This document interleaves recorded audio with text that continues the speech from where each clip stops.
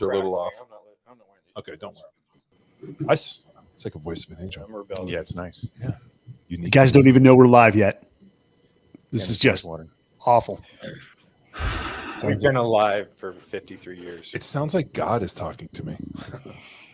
John, are you going to open up today for the crowd? He's on that screen. Wait, are we live? Game on. Okay, 3, 2, 1, we're live. 3, 2, 1, go. Welcome. We are well polished and organized. Here we go. Want to make sure that you guys can hear me. Kind of. Like the voice of an angel. Okay. Hey, guys, welcome to the Men's Journal Everyday Warrior Power Hour. Friday, I'm again joined by John Welbourn, Tyson Mendias, Dr. Kirk Parsley, Judd Kaufman, and Dr. Dan Engle. Very nice to meet you, Dr. Dan. Yeah, good to be with you, Mike. All right. Well, hey, for all of you, we're going to talk about psychedelics and plant-based medicine today. I'm not in the studio. The guys are covering down, which is probably a better format than me being located there. But we've got to read this disclaimer with Dr. Dan Engle. The information provided in this podcast is for general information purposes only and does not constitute the practice of medicine or other professional healthcare services, including the giving of medical advice. The content of this podcast is not intended to be a substitute for professional medical recommendation, diagnosis, or treatment. The use of information in this podcast is at one's own discretion and is not an endorsement of the use given the complexity inherent in these medicines and the current variable widespread illegality of their usage. You know what this screams to me? We've done this to ourselves that we've got to read that disclaimer. Actually, you guys been tracking. Dan, can I borrow that? And can we read that before every podcast that I'm on? 100%. Have you guys been following the Gwyneth Paltrow lawsuit? No. Just all the memes. No. And we probably got to be careful because he went after her for money. But basically, she was on, from what I'm understanding, she was on a ski slope. Some guy ran into her and claimed he ran into her, claimed emotional as well as physical damages, and tried to sue her. I think initially for $3 million, and then it came down to $300,000. Gwyneth Paltrow countersued for $1 plus her legal fees, and I think the verdict just came out yesterday in her favor.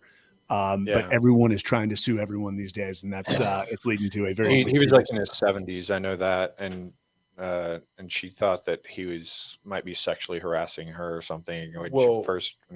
When you ski, and I only know this because I've been involved in this, the person coming down the hill has the right of way, I thought, of course, or is it the person going across? Well, it depends on if the person in front of you has a vagina scented candle, then she has the right of way no matter what.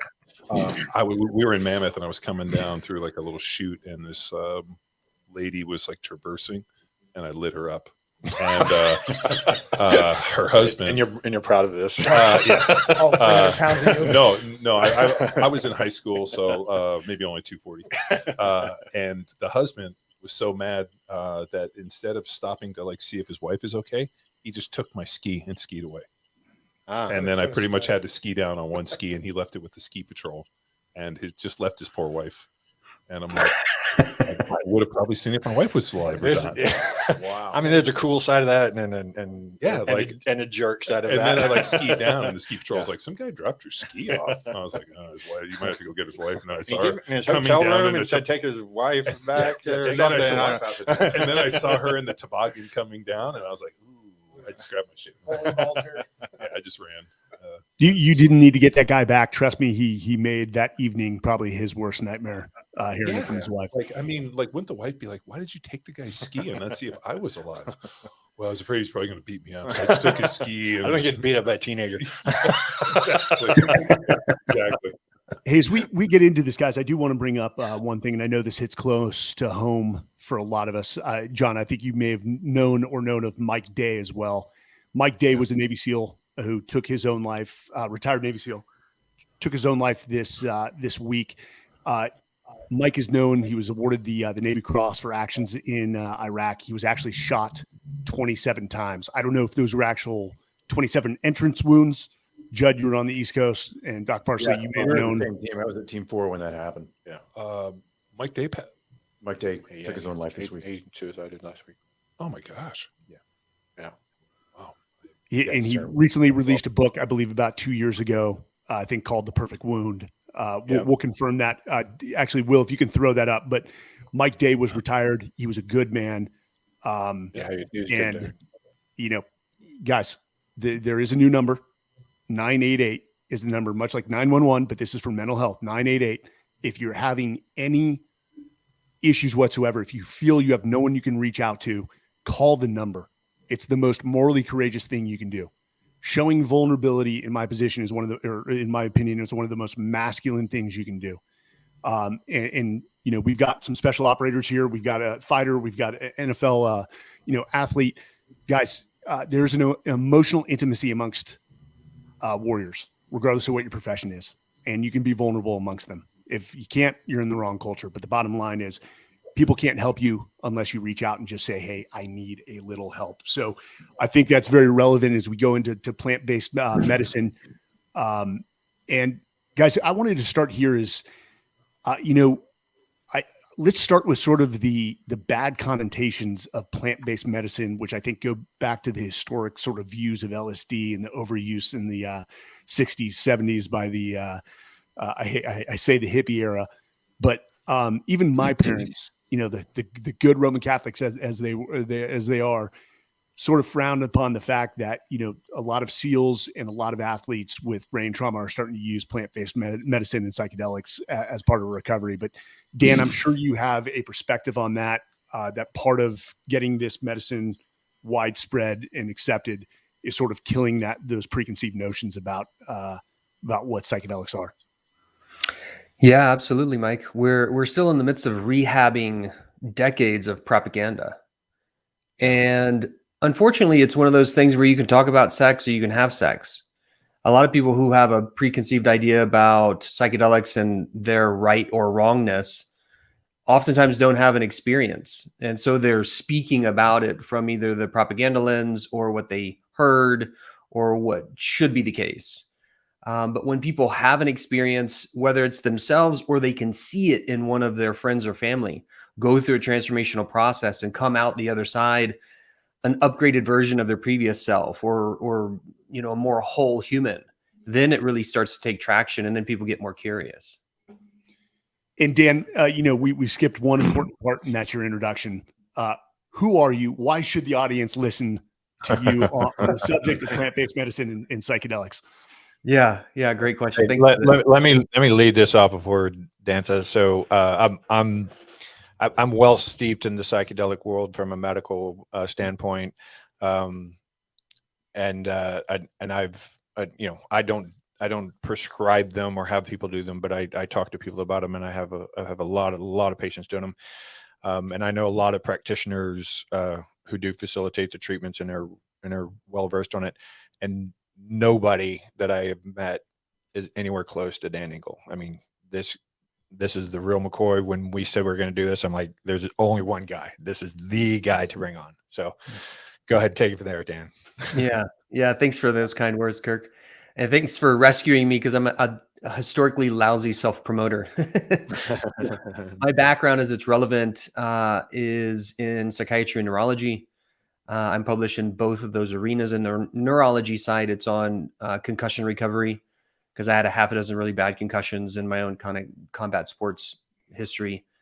And that's what we might call more on the hardware side. And then on the software side, on the psychiatry side, on the psychology side, it's in psychedelic research, clinical research, as well as consultation to a variety of international centers that work with these technologies. And if I'm seeing the future of medicine, especially as it relates to our ability to become more whole, awake, aware humans in service to a better world, then I'm seeing the combination of both hardware technologies and software technologies. Kind of like a computer. If you really wanted to upgrade the computer, you upgrade the hardware and the software. So if we can do that with the brain and the physiology, as well as the mind and the psychology, now we've got a blending of two worlds that have really not seen their best evolution together. And I think that's part of the reason that psychedelics are so curious and interesting to people, is because many of them do upgrade both sides of the equation, both the neurology and the psychology. I'd be interested, And guys. Dan, Go ahead. you went really far down the rabbit hole with psychedelics yourself, right? If I remember us talking about it. So, kind of a Yeah. traditional Western doctor guy, then you kind of went Yeah. over the cliff for a while with that. Yeah, I've been board certified. Deep. Yeah, went really deep early, Yeah, I was board certified in both psychiatry and neurology, and they're both historically fairly pessimistic fields. We have good diagnostic assessments, but we haven't had really good curative therapeutics on either side. If you have a stroke, it's kind of like, well, shit, sorry. If you have a concussion, historically, it's been like, well, shit, sorry. Go home, get some rest. We hope it gets better.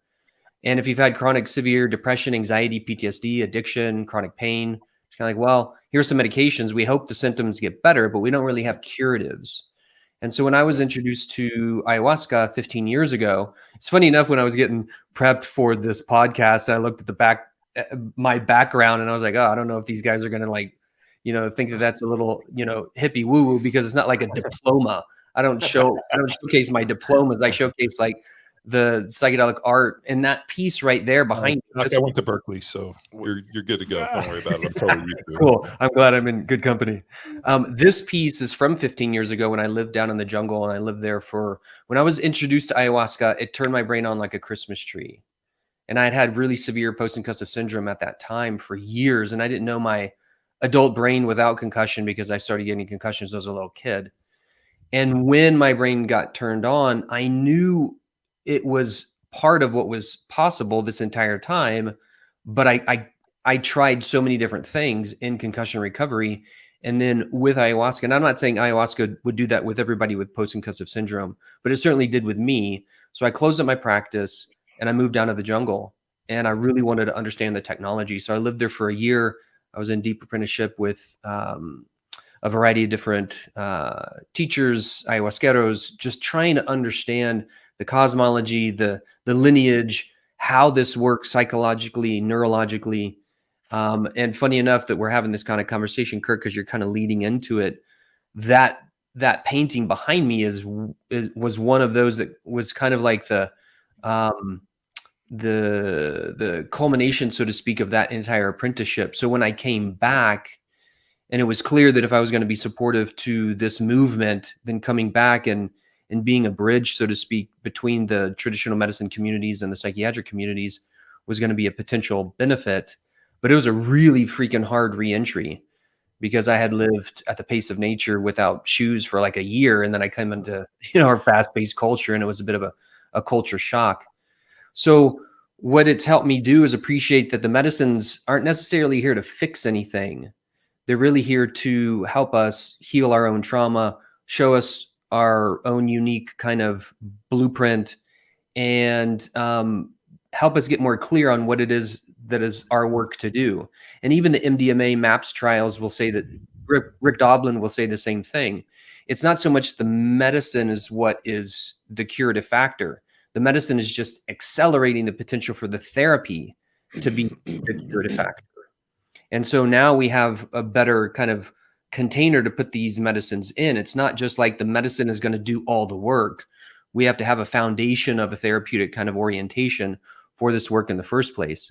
So over these last 15 years, it's been really clear for me the importance of the right use of medicine, but also the right container to put that in, the right preparation and the right integration.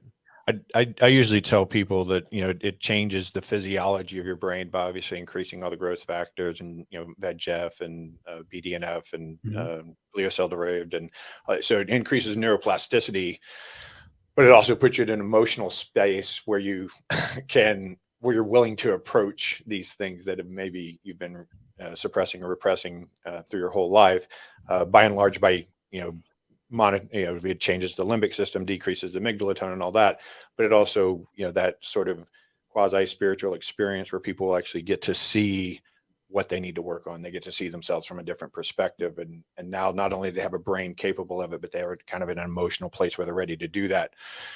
But I'd like you to comment on something that I think gets lost with the conversations around psychedelic, and that's the setting of the actual treatment, as opposed to take this pill and then things are going to work for you, you know? Mhm. Yeah. Yeah. You highlighted a couple of things that are excellent as it relates to the setting as well, because the setting also includes the pre-work and the preparation framing for it. So if we have an orientation that neurologically these tools engage all the things that you mentioned, and we might call that both like the healing component as well as the neuroplasticity that avails their neurology to be in a more upgraded, healed expression, as well as the ego side of the equation and egoplasticity, because the medicines oftentimes help us I've never heard that relax. phrase. That's a good phrase. What? Egoplasticity. That's a great phrase. Yeah. Because we're all, particularly as performance-oriented men, in a culture that doesn't have, and I really appreciated, Mike, the term that you used, which was emotional intimacy. You know, a lot of people talk about emotional intelligence, and intelligence is still a fairly kind of masculine orientation. It's like, okay, can I figure out how to be more emotionally aware, wise, so to speak? But we don't so much celebrate or appreciate the need for emotional intimacy as well. And so often our ego defenses are the ones that really block that emotional intimacy. And so with these egoplastic experiences with medicine work, it helps drop those ego defenses so that we can be more available to actually uncover the trauma that's underneath. And so as it relates to the container, if we're framing this, and it's all a little bit unique to the person going through it. So if we're working with a group of veterans, the framing of that process and the preparation might look a little different. If it's a group of NFL players, if it's a group of CEOs and executives, you know, we're still talking about more of the performance-oriented masculine and the benefit of going through this kind of work. When we frame it in the preparation, then we can get an understanding. Going, the medicine's not here to fix anything. It's going to help me get in touch with something that's been locked away for a long time. Can I create a therapeutic relationship with the facilitator where I trust that person radically to take me into these areas where I've been unable to go myself? Whether they were so locked away that I couldn't access them on my own, or I knew they were there and I didn't want to touch it because I thought that the dam that would break on the other side was just going to wash me away. If I can trust the facilitator, and I also orient, and this is the big difference between recreational psychedelic use and therapeutic psychedelic use, is the orientation towards healing. And if I can understand and appreciate that person's got me. We're going to go into the shadow realms. We're going to go into the trenches. I'm going to do like the soul level dredging of my psyche to bring all of it current. And if I can really trust that person to go wherever this takes me, and I can trust that person to throw me a lifeline, that person to guide me on the way out, that person to not intervene and save me from the work that is mine to do, but they've got me in kind of however this unfolds. With that kind of containment, now anything's possible. And with that containment, we see that these medicines are the most curative psychiatric tools available. And I think that's why everybody's getting so excited, because we do have tools now that in a fairly short period of time can take somebody from the personal experience. And I've had that personal experience too, of like a broken psyche, and in a relatively short period of time, time, be able to go from what might feel like a fractured kind of interstate to a pretty well put together, more holistic and more empowered internal state. Guys, do you mind if we step back? Because I think there is some confusion on what falls under plant-based medicine and what falls under the umbrella of psychedelics. And I know psychedelics may be a overarching term, but you've got plant-based, you've got synthetic. I'd like to break that down for people. And then ultimately, you know, Dan, who are viable candidates for this based off symptoms that they may have right now? But first, I'd love to break down, you know, psychedelics in the different buckets they fall into.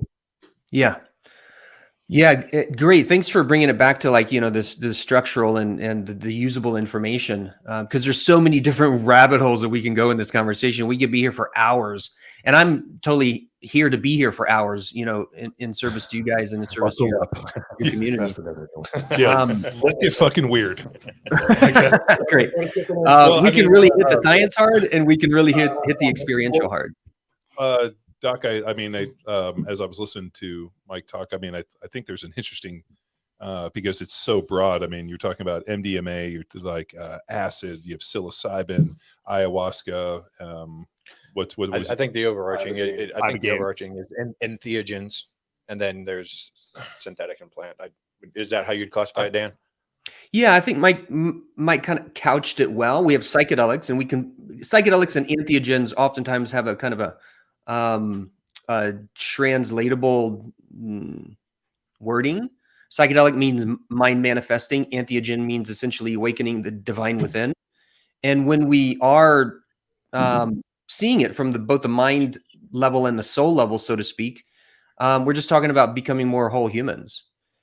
And under that umbrella, we have the synthetic medicines and we have the plant-based medicines. And if we're talking about like who's a candidate for each of those, it's unique to the person and it's unique to the medicine. So psilocybin, for example, has no LD50. LSD has no LD50. You could I could eat a trash bag full of psilocybin mushroom caps. LD50 meaning it's a lethal dose for 50% of the people who take it. Right. Yeah. Thank you, Kirk. Exactly. So that means there's no lethality with psilocybin. I could eat a trash bag and I won't die. I'd puke because there's an inherent kind of, governing force like, oh, I've hit toxicity.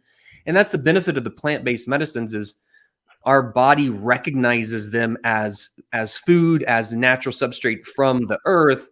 We have these inherent kind of toxicity thresholds. If we take too much, usually there's a purgative effect. I'll want to get it out because I've hit that threshold. Now no longer it's medicine, and all medicines have their sweet spot. If you don't take enough, there's no effect. If you take too much, it becomes detrimental.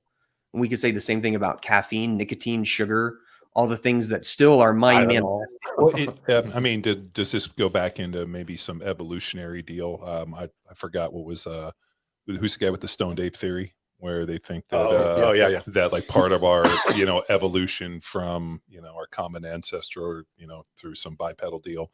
I listened to this guy being like they ate millions of years of eating psilocybin mushrooms off of cow patties effectively affected our brain. I mean, it's probably as good a theory as aliens.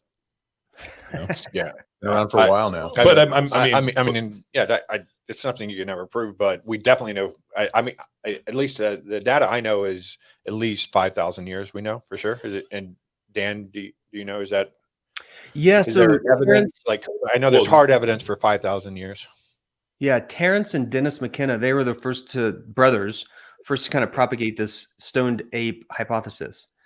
And it makes good sense for me because if we're looking at evolutionarily, when we went from Homo erectus to Homo sapiens, like our current biologic genetic iteration, that was about 200,000 years ago.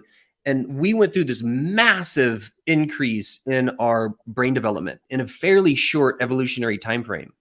And it kind of makes sense that if we're foraging, if we're kind of, hairy apes foraging for food along the savannah, we're not going to be necessarily taking macro doses of psilocybin. We're not going to that's not going to be the only food. It's more like microdosing over a steadily increasing period of time.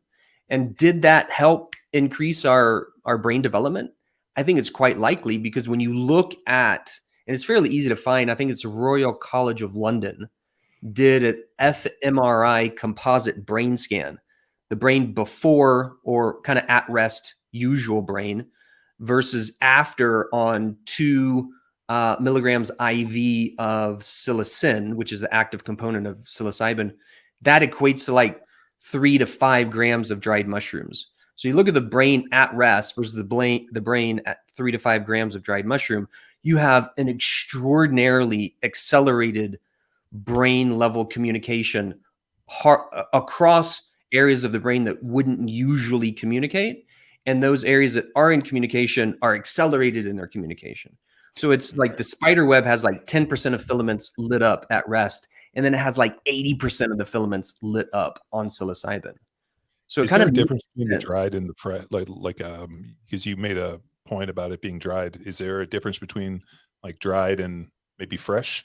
Because I remember going to Amsterdam and we would get these containers full of fresh mushrooms. Yeah. Yeah, those are the truffles. And interestingly enough, in the Netherlands, it's legal to have the mushroom underneath the soil, which is the truffle, versus the fruiting body, which is the part that pops up above the soil.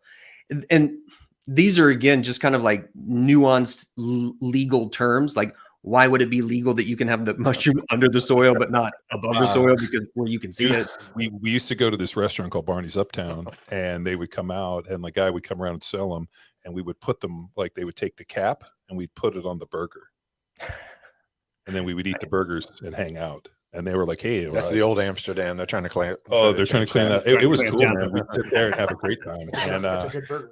it was a great burger. They had these amazing burgers. I'm like, hey, just put this mushroom on the burger. It's a mushroom burger. That's a new level of mushroom burgers. Yeah, it was phenomenal. It's one of the best burgers I ever had. So Dan, you talk about basically it accelerates or fires areas of the brain that don't normally communicate with each other. What are the benefits to people of activating those parts of the brain or getting them to communicate at a higher level? And then in terms of sort of, let's say, cadence, how often does someone want to do that? I mean, do you recommend psychedelics to someone who isn't suffering from concussions, isn't suffering from depression, isn't suffering from anxiety or post-traumatic stress or brain injury? Is there any reason to do psychedelics if you're not suffering from some of those symptoms? In my opinion, for sure. Because you've got these two camps, right? So you were talking earlier about psychedelics or entheogens as a umbrella category. And then within that, you've got the synthetics, then you've got the natural medicines, and who is a candidate for each. Well, you have to assess what medicine that is, because psilocybin, highly safe. And you could even take it if you're on psychiatric medications. You'd have a blunted effect, but you wouldn't want to take something like MDMA on psychiatric medications or ayahuasca on psychiatric medications. Ketamine is not really a psychedelic per se. It's more of a surgical dissociative, but it's highly safe. It's very short half-life. The effect is anywhere between an hour to 2 hours, depending on what form you take it in. You can use ketamine while on psychiatric medications. There's no contraindications. Well, there are a couple of contraindications physiologically. We won't necessarily unpack all the contraindications for each of the medicines, but all that to say is that's part of the science, is understanding, and part of the science and the alchemy is to understand which medicine to use for which person at which stage of their development, given everything else that they're doing. So if somebody rolls into the office and they're like, okay, I want to have an experience, do we start with MDMA? Do we start with ketamine? Do we start with psilocybin? I would start with what I would call a level 1 medicine before a level 2 medicine before a level 3 medicine. And this is kind of a hierarchy or a sacred order of working a person through deeper aspects of their own psyche. So if somebody comes in and they want to start unpacking their own kind of process, you can come into the psychedelic landscape or enter that field with either a healing orientation or an optimization orientation. So if somebody's healing from PTSD, depression, anxiety, addiction, chronic pain, that will point towards a particular medicine. If someone's already fairly well put together, they have a pretty quote unquote good life, they're not necessarily healing anything in particular, they may want to optimize. And we are driven for transcendence. Just like Joseph Chilton Pearce wrote a book called The Biology of Transcendence. And if we look at these primary aspects and primary needs, we have the need for security, we have the need for love, we have the need for service, we have the need for wisdom, we have the need for growth, we have the need to express our creativity. We also have the need for transcendence. We have the need to be in touch with our own divinity.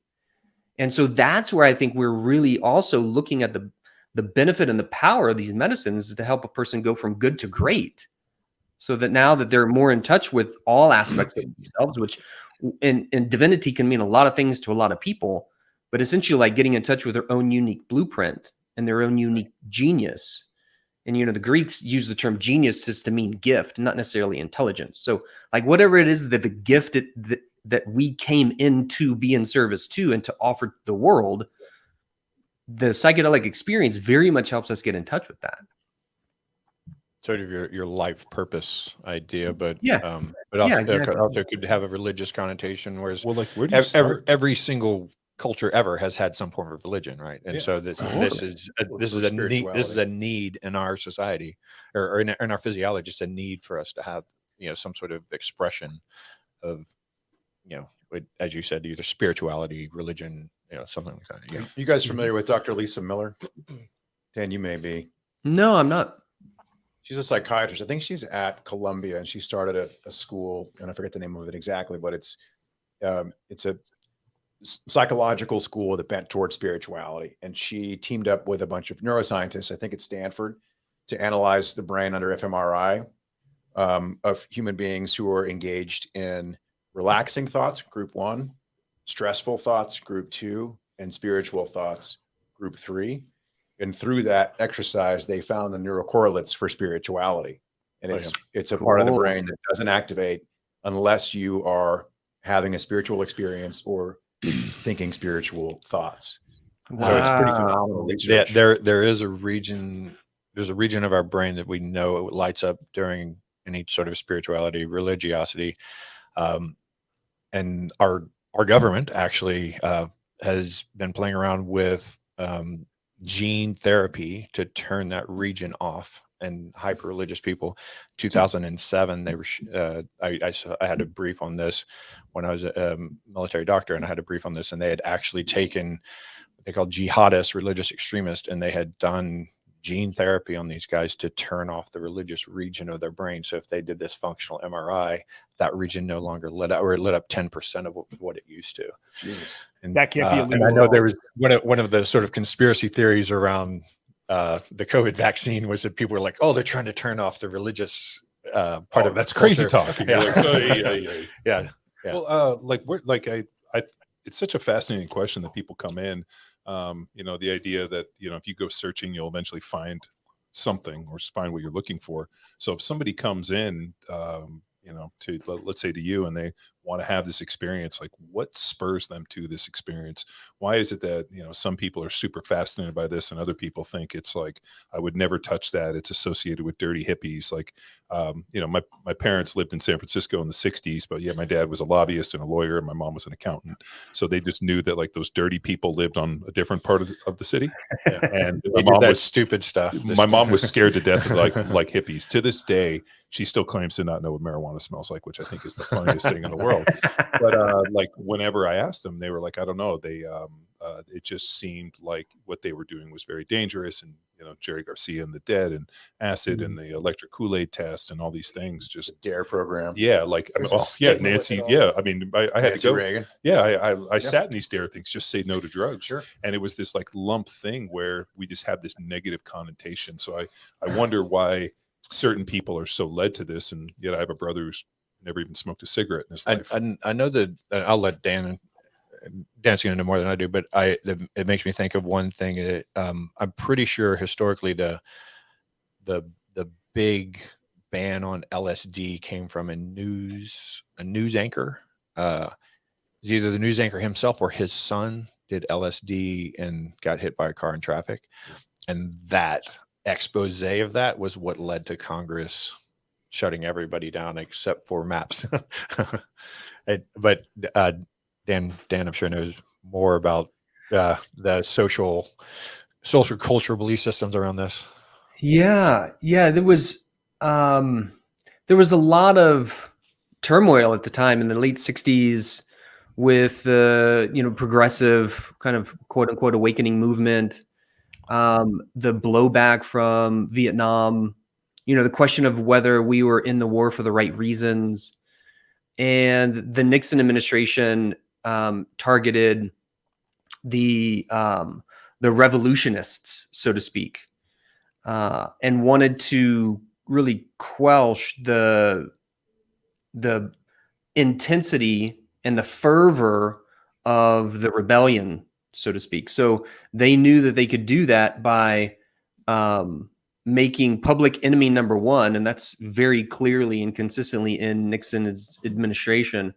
Yeah, The public enemy number one became psychedelics, and became both connected to the Black movement and the Black voice and the Black uprising, as well as the hippie movement and the free love movement, and so many things that were really threatening to to the powers that be, so to speak. That became this rallying cry for the propaganda to start off with the war on drugs. And that was carried all the way through the Reagan administration and the Nancy and Ronald Reagan DARE program, where I remember those fried egg commercials like, this is your brain on drugs.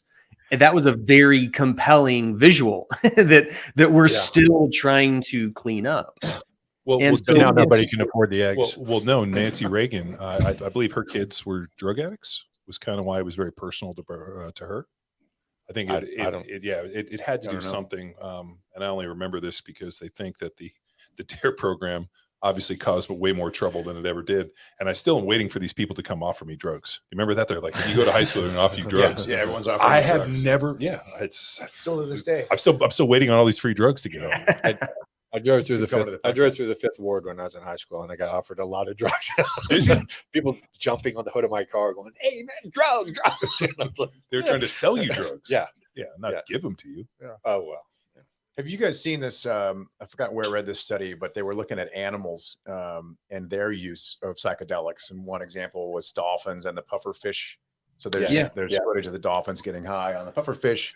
They looked at other species too, and they kept seeing this number of 80%.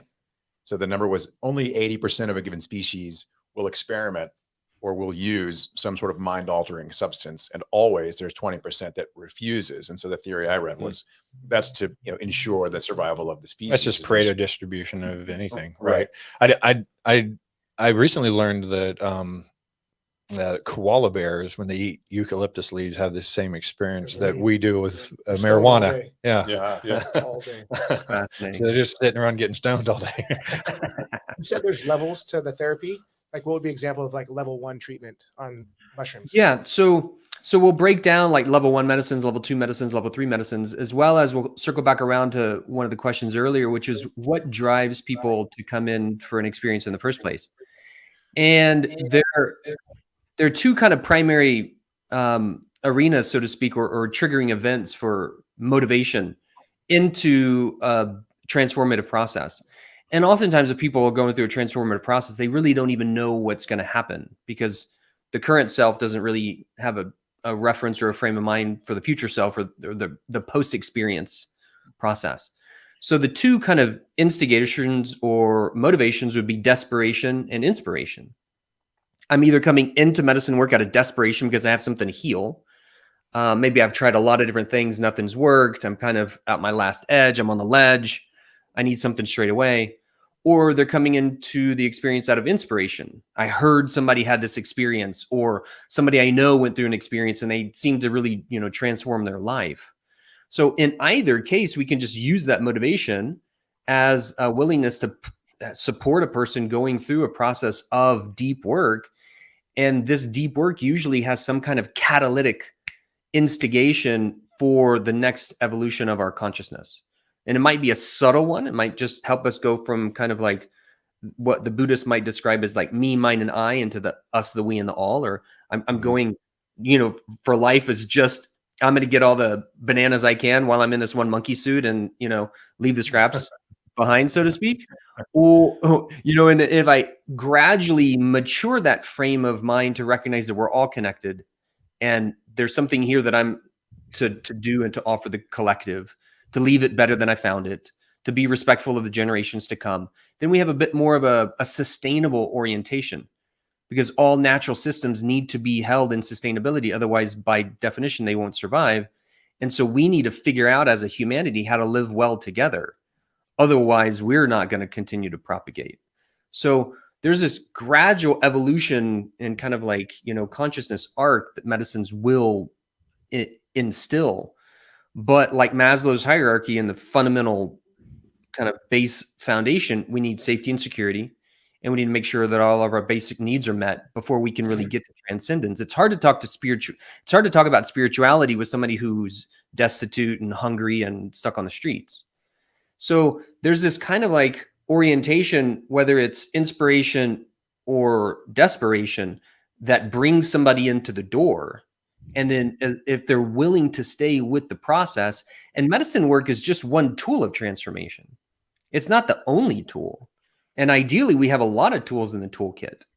And ideally we're holding a person through that process so that when they have these aha moments in a medicine experience, they're able to capture that and they're able to commit to a particular way to actualize that aha moment in their day-to-day reality, in their day-to-day life.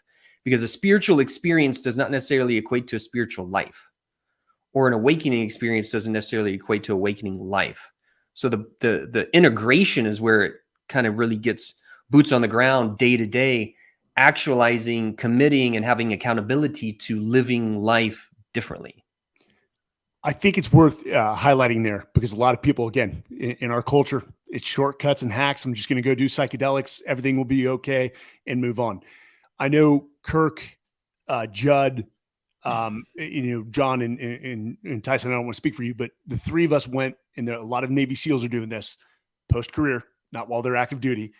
Ibogaine and 5-MeO or 5-DMT-MEO in Mexico for anxiety, brain trauma, addiction, depression, and it's had amazing results. But there's pre-work.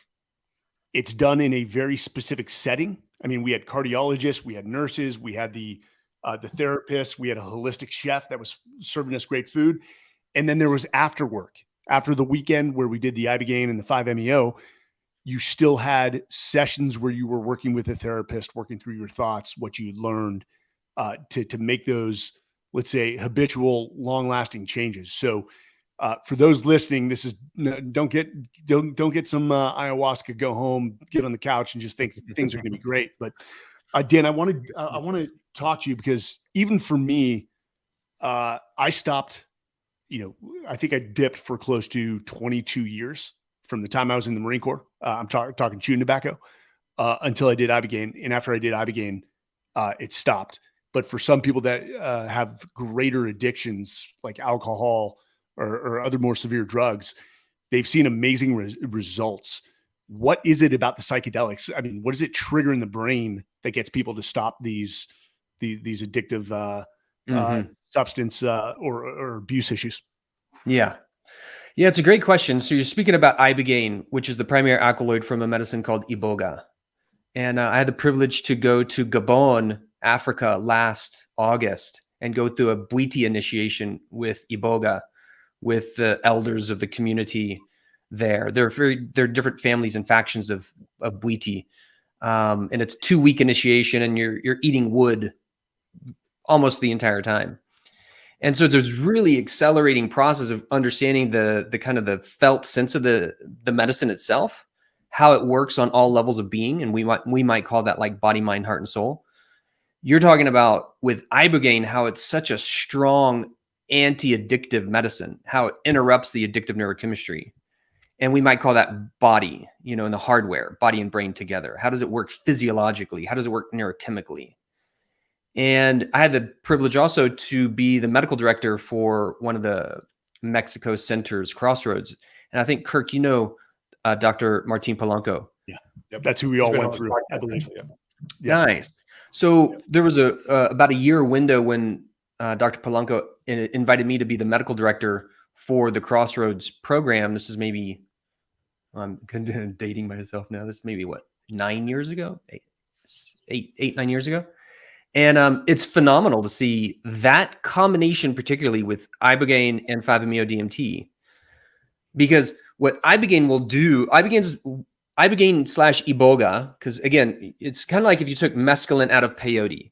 If you take Ibogaine out of Iboga, peyote is the whole plant, Iboga is the whole plant, mescaline's the alkaloid, Ibogaine's the alkaloid.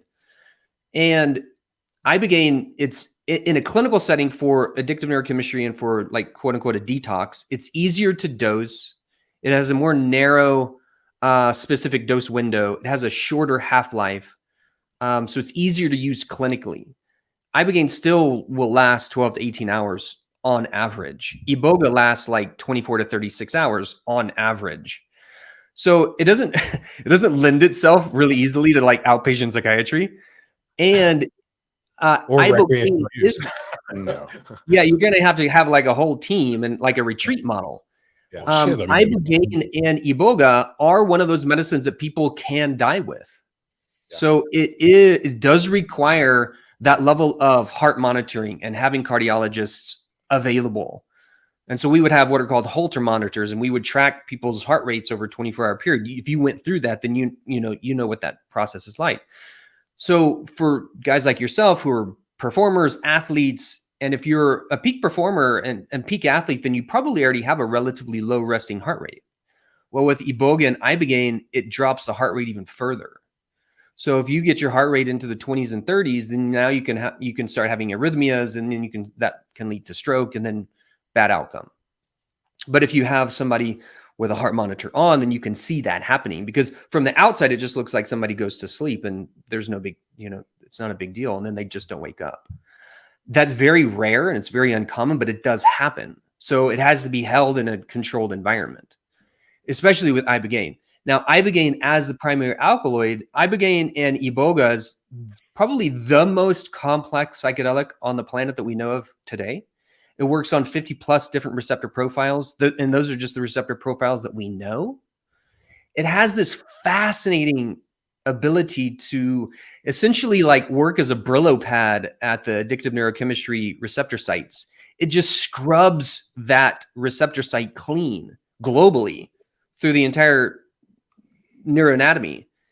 And we're still trying to figure out exactly how it does what it does. But what we see phenomenologically is that a person going through, and down at Crossroads, we would have people with decades long opiate dependence, whether it was pain medication, heroin, the like, go through an experience and would have no withdrawal and no cravings on the backside. There's no other medicine on the planet that does that. Not even close. Crazy. Not even close. Yeah. It's just phenomenal how that happens. And it's you can see that kind of like that size and scale of transformation happen, particularly with opiate addiction. Secondarily with cocaine, methamphetamine, other addictions, alcohol, tobacco. For me, it was sugar. I've had a variety of different addictions throughout my life, and ayahuasca was very helpful also in helping me be liberated from those addictions while I was looking at the underlying problems and traumas that caused the addictions in the first place. What I didn't know is when I was invited to come on board with Crossroads, I said, well, it sounds like you guys are up to amazing work. And in order for me to be of service to, the clinic and to your mission, I need to have a felt experience and go through it myself.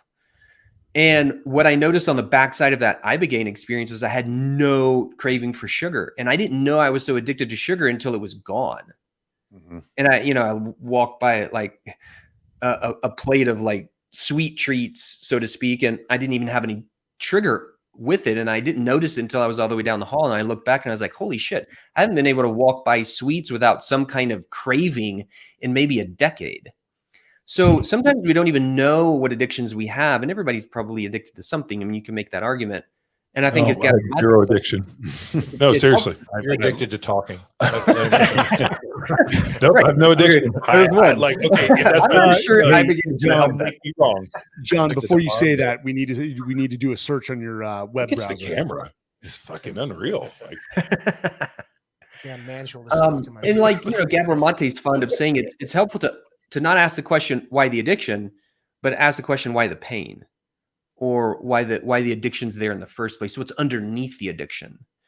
And so these medicines help us do that. And so, Mike, you were talking about that really fabulous combination of Ibogaine and 5-MeO.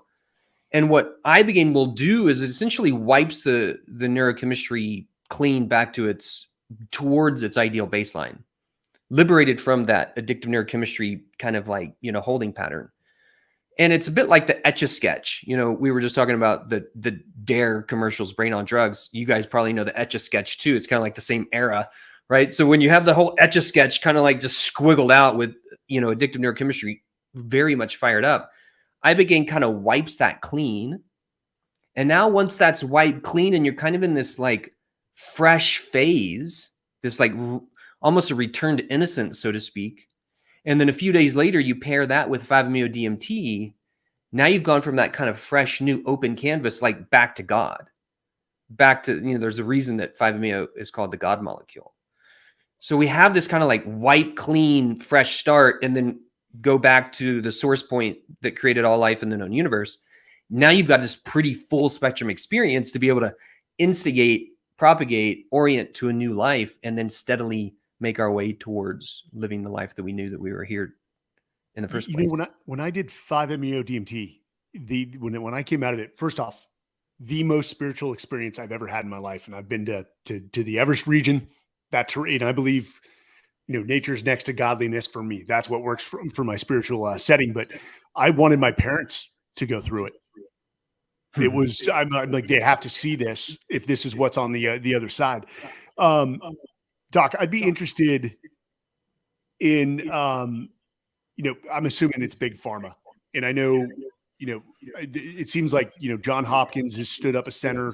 The University of Texas, we're located in Austin, has stood up a center of psychedelics. What is it going to take to get some of these things legalized in a private setting? I know ketamine has already moved past that. There's ketamine infusion centers, and Doc Parsley and I may be working with a company to get more vets into that. But what's it going to take to get centers stood up for psychedelics where people can go in the proper setting? Yes, I probably believe in some regulation to make sure that it's being done right. But what are those steps that are going to take to get it legalized? I think we're in the midst of it. Unfortunately, it's not happening as quick as we'd like. My sister committed suicide 9 years ago after a long struggle with addiction and PTSD and depression. And that's what kind of brought me out of hiding, so to speak, and eventually became the education advocacy kind of motivation for me, and ended up writing a book called A Dose of Hope, really for her, and for everybody who's just standing on the ledge thinking there's no fucking hope. Well, we have hope. We have a lot of tools. Unfortunately, they're just not being legalized as fast as we would like, because it's a whole new territory. Big pharma is one of the kind of brake pedals, so to speak. I think also just culture at large, we're rehabilitating our propaganda and our kind of orientation to psychedelics being bad or drugs being bad. And I know for me, when I was growing up, it was fine to. I grew up in San Antonio and Austin, and it was okay and kind of condoned to drink ourselves silly on the weekend. But if you had a joint and took one puff of cannabis, your brain was going to turn into mush, and you probably weren't going to come back. It was like that was the degree of the fear tactic. So all of that's getting rehabilitated. Psychedelics right now are the sexiest, coolest things to talk about, at least in mental health, psychiatry, and neurology, probably in medicine at large, and maybe even culture at large. So I think there's going to be more and more grassroots demand. So we're seeing decriminalization happen locally in most major metropolitan areas of the country right now, because we realize that it's just ludicrous to put somebody in jail for personal possession of cannabis, psilocybin, even LSD, whatever. So let's at least work on decriminalization. And now let's work towards legalization, which is kind of the nexus of your question. I think that's going to continue to happen in the clinical setting. I am actually going to be coming on board with UT Dell Medical as one of their faculty members to be a part of this kind of clinical movement and educational movement. I think the documentaries, the books, the stories, these podcasts, information, I think this is actually where we get the information out most effectively, real time, propagate people's interest, and then have the civil motivation and kind of collective voice to demand legalization happen quickly and efficiently. I think it's going to require a more clinical research to understand the alchemy, because the medicine path, these are most of the natural medicines, whether it's the Mazatex with psilocybin or the Shipibo with ayahuasca or the Bwiti with iboga, or the list is long of traditional cultures that have been used in medicine for centuries and centuries. And it's as much a science as it is an art. And some of the alchemy of this kind of work is to understand, again, how do we create the rubric, the scientific platform and assessment rubric that identifies the best medicine for the person at a given time, given everything else that they're doing, and kind of like the right key to unlock their gate of their own healing. And I think that's going to continue to happen through the next 2 to 3 years. There's the potential that MDMA and psilocybin become legal in the next 2 to 3 years.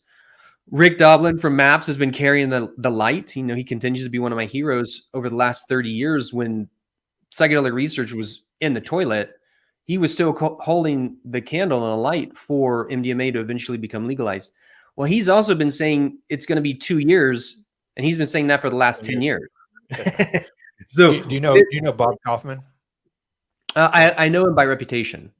Okay, yeah. So I know he's heading up a physician's licensing exam for when these psychedelics become scheduled. So it's just going to be MDMA, ketamine, and psilocybin to begin with, and then they expect to expand from there. And he's on one of the medical advisory boards I'm on, and so he's spearheading that. And that exam was actually supposed to happen the last quarter of last year. Now he's saying second quarter of this year. Whatever. And from the vets group, I know you're probably familiar with them, Marcus and Amber Capone. Yep. They have some lobbying. They have some lobbying going on, and the reports from those people are that they believe psilocybin, MDMA, and ketamine will all be on the same schedule by the end of this year. So that's the most recent thing I've heard. So they're a little more optimistic than Rick Doblin even. Is it like Doc, can you guys keep throwing all this stuff about, like, I just wonder if like if you were to like show up, to the doc, and how does he decide which one to do? Is it like a genetic test? That's his thing. Well, you got to ask him. Well, I know, that's what I'm asking. Like I just wonder, and then like, is it a genetic test? Is it a chemistry test? Is it something where you hear the emotion and you're like, oh, I know that this is how this is dealt with on this side? And then also like adults versus children. Like, I've never really seen this used in kids, or none of the traditional, but I don't know. I mean, is it something where it could expand a young person's non-crystallized expanding mind to greater lengths? Yeah, all good questions. And I'll just take kind of both of those because they're both unique and they're both important. Let me take them in the reverse. As it relates to kids, adolescents, adults, like on that age spectrum and psychological developmental spectrum, one of the things that we don't have in our culture, as much as it would be highly beneficial, are rites of passage and initiatory experiences. Yep. Most traditional cultures have that. We have rites of passage that are like, okay, you're 16, here's a driver's license. You're 21, now you can drink. Or maybe it's a slight rite of passage when you go from elementary school to middle school to high school to college. Marriage is a rites of passage. But those aren't necessarily held by elders and mentors and really supported a person to go through what we might call an initiation of one stage of psychological development into another, from childhood to adolescence, adolescence to adulthood, adulthood to elderhood. And unfortunately, without that, many of us walk around with a sense of feeling like we don't really know who we are. We don't really know who's holding our process. We don't really know even where we come from. We don't necessarily have a really strong connection to our ancestry. So one of my heroes, again, Martin Prechtel, he talks about the majority of people walking around today in our culture, uninitiated orphans. And so without that, we have kind of a hole in our soul, so to speak, or we don't have a connection to something greater than ourselves. Religion can do that. Church can do that. Sangha, or a sacred community, can do that. There are brotherhoods and fellowships can do that. You guys have a brotherhood and a fellowship right here. It's really clear, like y'all have a good synergy. I've played a lot of different sports throughout my life. I haven't been in the military, but it's that same kind of brotherhood. Like, okay, we're here, we're banded together, we're in the boat together. That's why healing also, this is a bit of a deficit in our current clinical model. Healing in our clinical model happens individually. Whereas healing in all traditional cultures happens collectively in the community. Yeah. So when you have a community of guys or a mixed group, men and women, going through this experience together, like we're all in the boat together. Somebody jumps overboard, we're going to throw you a lifeline. We're going to get you back in the boat. We're going to help. We're all in this rehabilitative, therapeutic, healing, optimization experience together. And when the community does that together, then the community itself becomes the container also. And then that kind of rising tide lifts all the boats. Everybody's lifted up by the community's experience, the fellowship's experience of healing and holding. So it's another way that I think when we move from an individual-oriented healing model to more of a collective community-oriented healing model, we're going to have benefit. When we have the ability to have more actualized rites of practice, rites of passage and initiation practices in our communities and our culture, we're going to have benefit. And as we're able to understand and appreciate the right psychological developmental time frame to start using medicine work, it's not so clearly defined as like, okay, at 18, now you can carry a gun, now you can be in the military. Some people, as you guys know, I've seen some people who are chronologically 18 years old, but are still psychologically pre-teen, 11, 12, 13 years old, as well as I've known other people who are 18 years old who are old souls or wise beyond their years and are more like late 20s. Sometimes early trauma will codify kind of an acceleration of maturation or kind of like, being wise beyond your years. So it's not an easy kind of timeline, but around that kind of 16 to 20-year-old psychological developmental window and neurologic developmental window, I think you can make a really good case that if we're going to allow 16-year-olds to drive 1-ton torpedoes 100 miles an hour down the highway, or we're going to allow people 18 years old to carry a gun and be in the military, it makes sense to me that we would also start to have those kinds of experiences be laced with some kind of developmental process that helps people get to know the deeper aspect of who they really are. Well, Dan, especially since they're I'm sorry. Right. So the last thing, if that's only microdosing, okay, great. Then let's still have it in a relatively controlled environment with eldership, with mentorship, with leadership. And maybe it is a macro experience or a threshold experience where you take somebody in nature and you have them go through a psychological developmental kind of awakening or maturation process with something like psilocybin. And then I'll come back to like, if you had those three, what order would I put those in and how would I choose ketamine versus MDMA versus psilocybin? But I just said a lot there, so I'll give you back the mic. My question to you is that sounds to me to sort of correlate when the influence changes in your life, right? So somewhere around that 16-year-old age bracket, your parents become a completely insignificant influence on your life and your peer group. Now that's the cult. I mean, it's sort of late adolescence is where you start relying 100% on your peers as to what's right and wrong. That'd be a great time to inculcate a rite of passage and get a culture for everybody to come up at the same time with the right understanding of the way things to go, instead of basing it off of and that's TikTok what videos and pop stars and that kind of crap. Yeah, most cultures will do it at like age 8 and then do one at age 15 or 16 to welcome the boys in. So last year my nephew turned 15 and I happened to be reading a fantastic book by Robert Bly called Iron John. If you guys haven't read this book, put it on your list. It's one of my top favorite books of all time. Yeah. But in Iron John, this American poet who's now dead, Robert Bly, he lays out the need, as you did, Dr. Dan, for these initiation processes. And so I called my brother up. I said, hey, your boy's turning 15. We need to initiate him into manhood. He said, let's fucking do it. So we sat down and said, okay, what does it look like? And what we ended up settling on is we got all the men in his life, built a big ass bonfire next to a river. I took the boy for a full day before the main ceremony, and he did a lot of exercises on self-awareness and then some spirituality. And then that night we camped alone. He was just quiet with his thoughts. And the next day, all these men show up in the afternoon. We built this bonfire. I took him across the river. The sun was setting. And I said, okay, this is the last sunset you're ever going to see as a boy. Soak it in. He soaked it in. I said, okay, now take your shirt off and cross this river. So he swam across the river, popped out on the other side. There's all these men that he knows, his coaches, his uncles, his dad, his grandfathers. They give him a hug, go up by the bonfire, pass around a bottle, and each man shared wisdom that he thought was appropriate for the time. So it's as simple as that. You know, we're not a tribal society I anymore. kind of but want to do this next week. It's fucking can you awesome. help?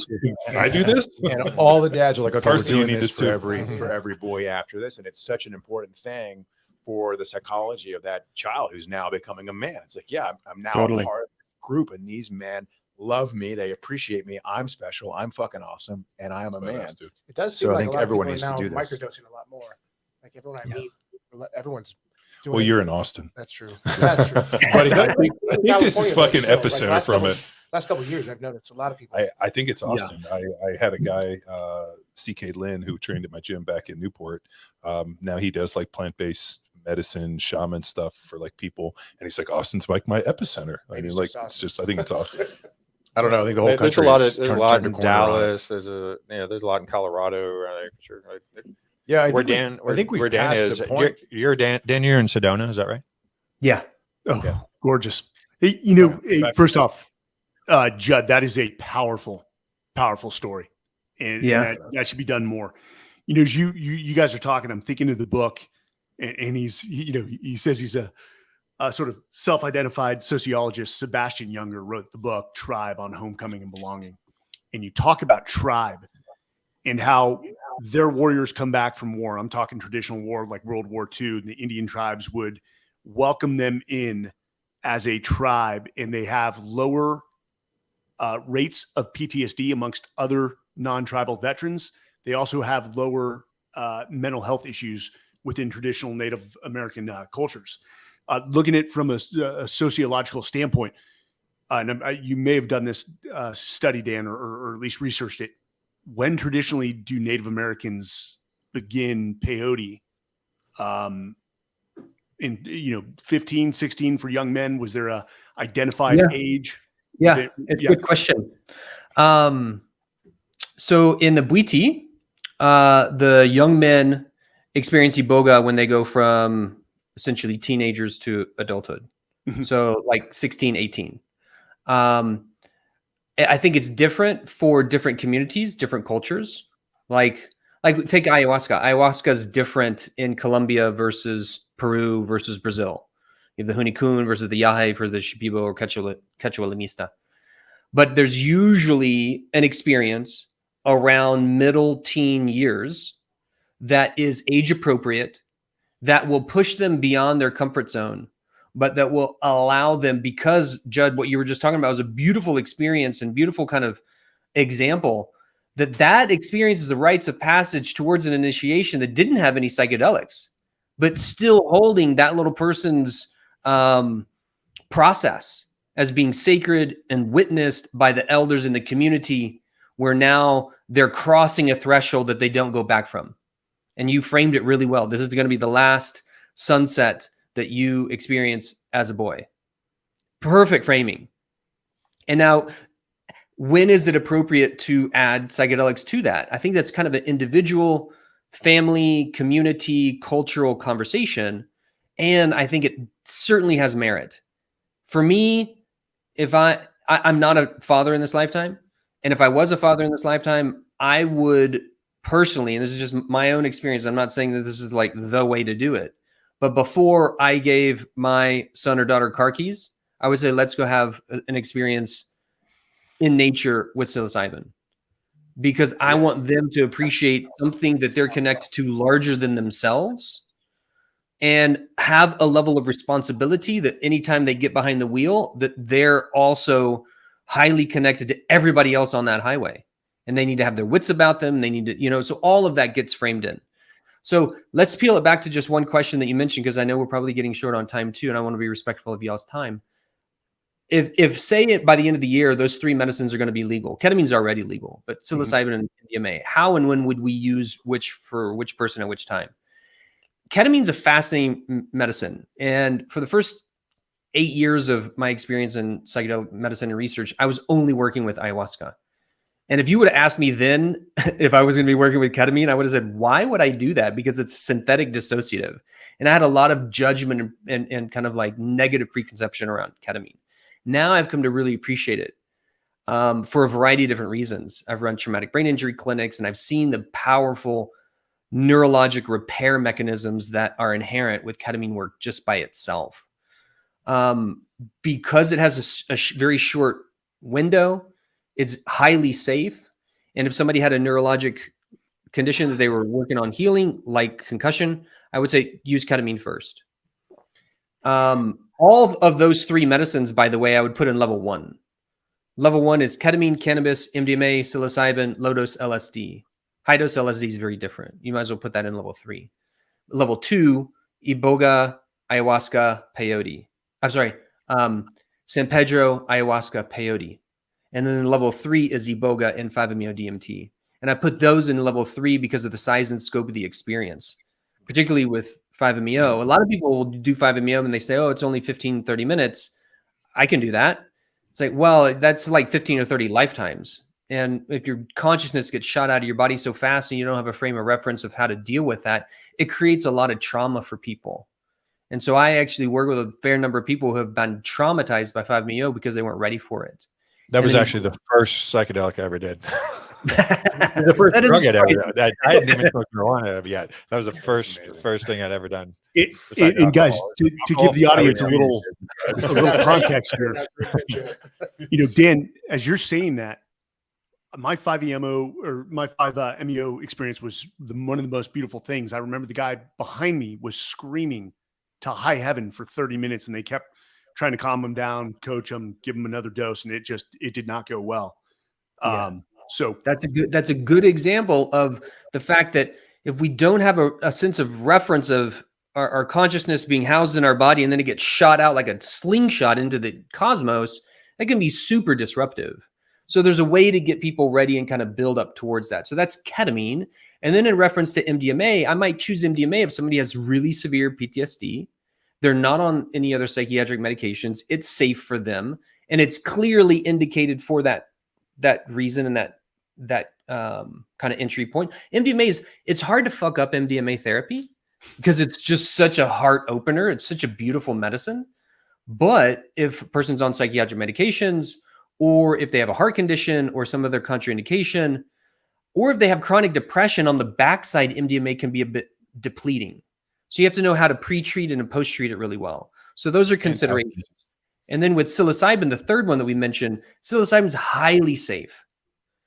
It's really hard to mess that up too, neurologically, but it can be messed up kind of psychologically because psilocybin isn't what we might call an underworld medicine, or it's a deep, like soul medicine. Yeah, there's some darkness associated with there can be a lot of darkness associated there. It can bring trauma up, but in a way that, like Kirk, you used a really good term. I think it was kind of like to like decompress the amygdala, or to give the amygdala a little bit more flexibility and lightness, not so much, stuckness and fear. If you have somebody stuck in fear and their trauma is already really strong, and you put them in a psilocybin experience, especially in a shitty container, it can really be a bad trip. And that's classically the bad trip. It won't be neurologically damaging. It won't be physiologically damaging, but last thing we need is to create more trauma. So there's indications and reasons to kind of use each of those three for different people. As you're talking about all this, the one thing that keeps hitting home to me is the environment. It feels like if you're in, all of these, different plant-based medicines, synthetics, whatever, if you're in the right environment with the right people, it seems to either amplify or make it a terrible deal. Like somebody sitting by themselves in a house, doing something that maybe they don't know and having like a terrible experience, opposed from, being with a whole bunch of friends out around a bonfire at some lake, and you're like, oh my God, like this experience. So it's pretty interesting. Whenever I've talked to anybody that's had either a positive or negative experience with any of this, I always ask, like, who are you with? And more importantly, what were you doing? What was it at? And I had the so when I was in college, I worked security for a bunch of illegal raves in San Francisco. So I got to see front and center all of these drugs play out in real time in like a house music rave setting. And I saw kids fall into K-holes where they were frozen comatose. I saw people ecstasy. I mean, the amount of drugs I saw, to the point where I could almost know, like, oh, that person I think is taking this. And I got to observe this as a broke college student, playing, college football, trying to make $300 a night so I could just go home and eat a bunch.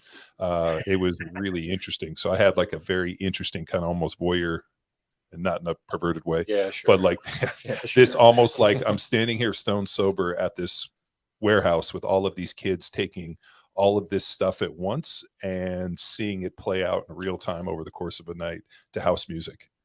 So my experience was like really weird in that I'm like, this all looks really dangerous. Well, and they're doing street drugs, which are laced with whatever the fuck local. Yeah, I came across kids in the bathroom stuffing ecstasy in their buttholes because they could keister it faster. But that was a weird one. I'm like, well, first of all, why are your pants down? I mean, it was a really weird deal. And these kids like ecstasy.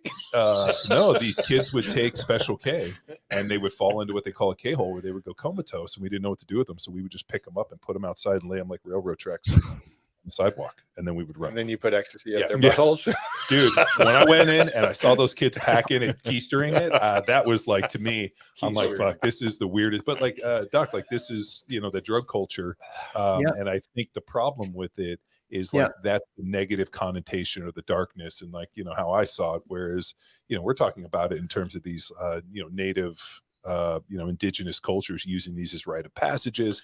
It's such a, like, I guess what I'm getting at is like the scope and the spectrum. Like when I think about like, okay, let him answer. Sorry. I just don't want to think I'm a fucking weirdo. Too late. We're all wondering the keister thing. Totally. We're all in good company. Yeah, I think your point's it's a really vital one. That's why we always talk about set and setting. Set is the mindset that the person is coming in. So to your point, you use a really good term, which was amplification. And classically, psychedelics are described as non-specific amplifiers. And they will amplify the internal state as well as the external state. So if we're talking about set and setting, and oftentimes people will know, or at least have some familiarity with that term when talking about psychedelics, it's important to know the set and the setting and have the ideal set and setting for both to have a positive experience.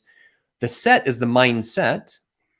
So medicine work as a non-specific amplifier will amplify the internal mindset of that person. So if the trauma is just under the surface, it's going to amplify that trauma, but it's not specific to what it amplifies.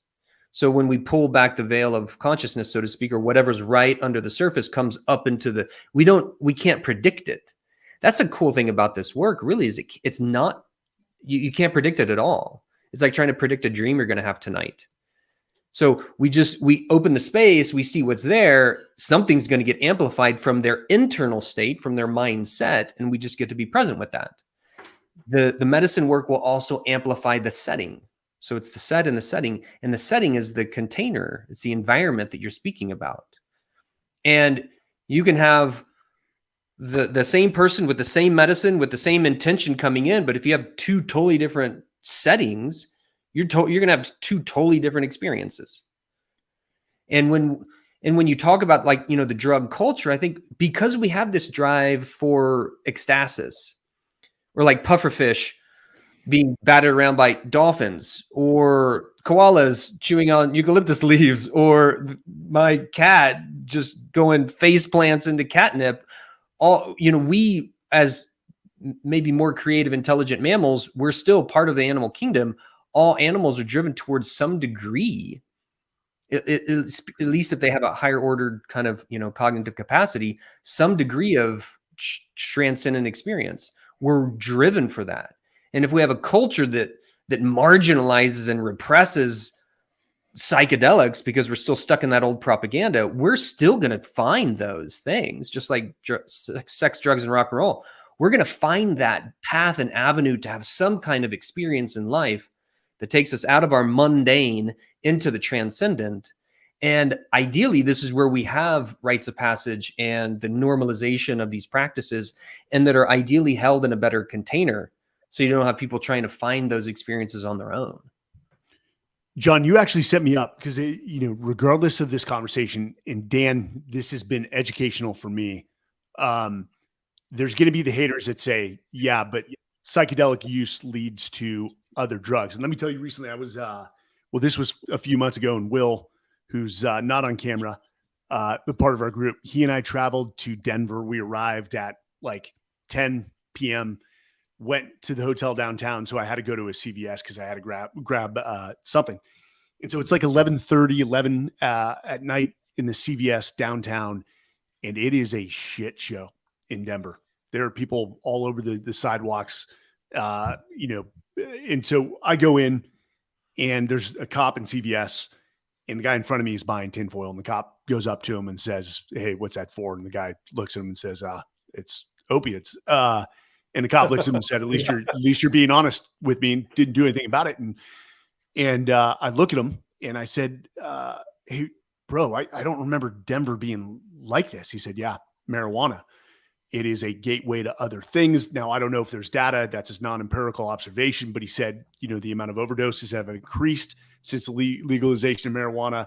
He said it's become so unruly, we can't put a cap on it. Is there any data that shows psychedelic use leads to other drug usage? No. Not well. Let me clarify that. Not that I'm aware of. There could be. I'm certainly not aware of all the data, and I need to be kind of clear about that. The majority of the medicines that we're talking about are anti-addictive, and they have huge therapeutic benefit. And if we're getting in touch with our trauma underneath, then we'll have less of a need to anesthetize ourselves against that trauma because now we're present with it and it's getting healed. So all the medicines, MDMA does have a bit of an addiction profile. Ketamine also does have an addiction profile. Yeah. It's a mild one. And in a subset of people, they will get addicted to the experience. And if people say otherwise, I've had a number of very intelligent, very creative, very successful friends get addicted to ketamine with a recognition like, oh, okay, I'm using this. And what is an addiction? Yeah. Addiction's addiction's also on a spectrum. It's not like if I'm not addicted, then I got all my shit together. And if I'm addicted, I'm in the gutters. It's a spectrum. So an addiction is simply the propagation and continued use of anything in the face of negative consequences with the challenge or inability for me to change that behavior at my free will. I could get addicted to sugar. I could get addicted to alcohol. I could get addicted to, I was also addicted for a while to chewing tobacco. Chewing tobacco got me through college and medical school for sure.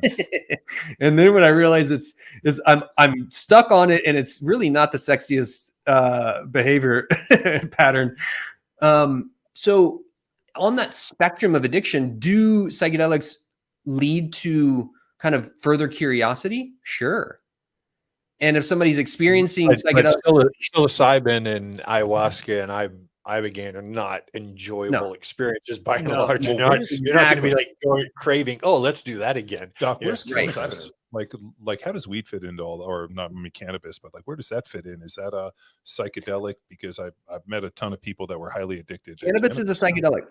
And it's one of the more classic psychedelics. It might even be what's called soma. If you read Terence McKenna, because we were talking about Terence McKenna, like Stoned Ape Hypothesis, he wrote a really good book called Food of the Gods.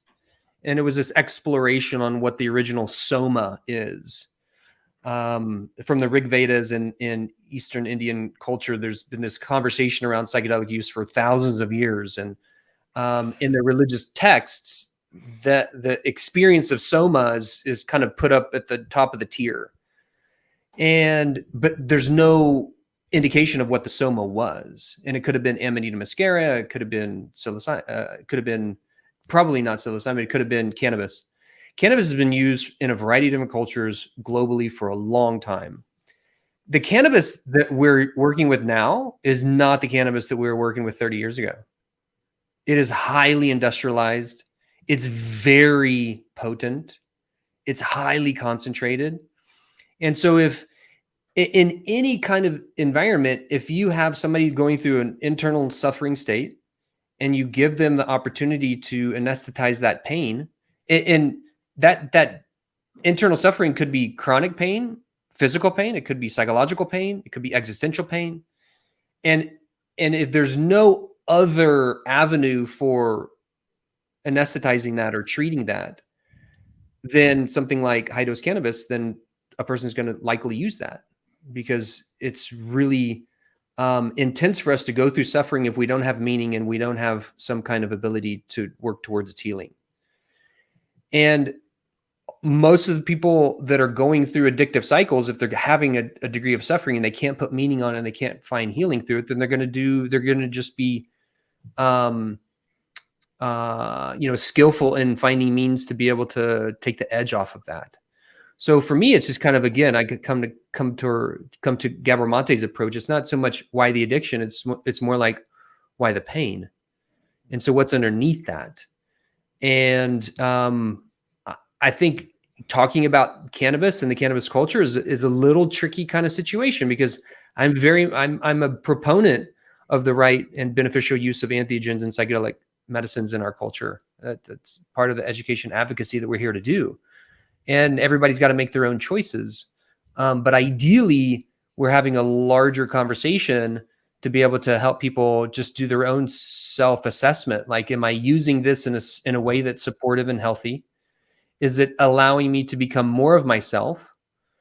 And that needs to be an individual assessment and choice. Is allowing me to become more of myself, or is it taking me away from something that I would rather not be up close and personal with? And if I am using it to, numb the pain, and that's all I have, great. Well, let's give people more options. Let's put them into a setting where they can celebrate life and also do the deep work and investigate the trauma if that is in fact there. Dr. Engle, I've read that cannabis use before the age of 24, 25 does have some negative implications on neurological development. Have you seen anything with these other three drugs we've been talking about with respect to brain development in young people? MDMA can potentially do that because it's an amphetamine salt. And it is a little hot on the neurochemistry.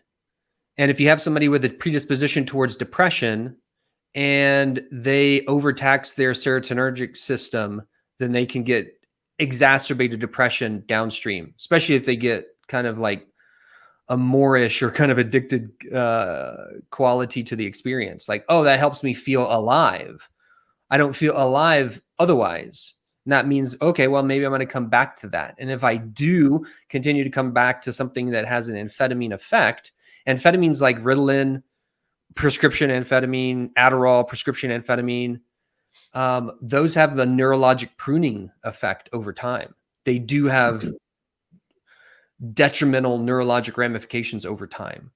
I think MDMA has the likelihood of doing that too, but I haven't seen data that's looked at MDMA for somebody in their early 20s and kind of cross compared them to a control group, say 10 years later, to see the long-term effects. But ketamine seems to actually be protective and rehabilitative for the nervous system, as well as psilocybin. Okay. They both stimulate, like Kirk mentioned earlier, they both stimulate this thing called brain-derived neurotrophic factor, or growth factors in the brain that help it rehabilitate and heal from neurologic trauma. Well, Dan, you were right about one thing. We could go for about 4 hours, if not longer, on this. And next time we will take psychedelics to take this conversation in an interesting direction. No, we are going to have you back on. And I'm sure we're going to get a lot of comments and a lot of questions that come out of this discussion. We can't thank you enough. And again, for the audience, guys, I've got to read this disclaimer again. We're a victim of our own environment that we've created. So the information provided in this podcast is for general informational purposes only and does not constitute the practice of medicine or other professional healthcare services, including the giving of medical advice. The content of this podcast is not intended to be a substitute for professional medical recommendation, diagnosis, or treatment. The use of information in this podcast is at one's own discretion and is not an endorsement of use given the complexity inherent in these medicines and the current viable widespread illegality of their usage. So Dr. Dan Engle, thank you for joining us. For everyone that joined us, we'll be back next Friday.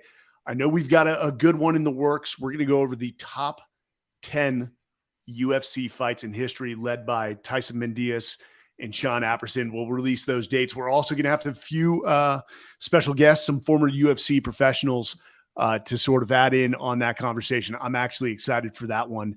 And then afterwards, Tyson and I will actually fight. I know. Don't feel sorry for Tyson. Can I have your car? Can I have your truck? All right, guys. Thank you, everyone. And guys, we'll see you next Friday. All right. Bye. Thanks, guys. Thank you.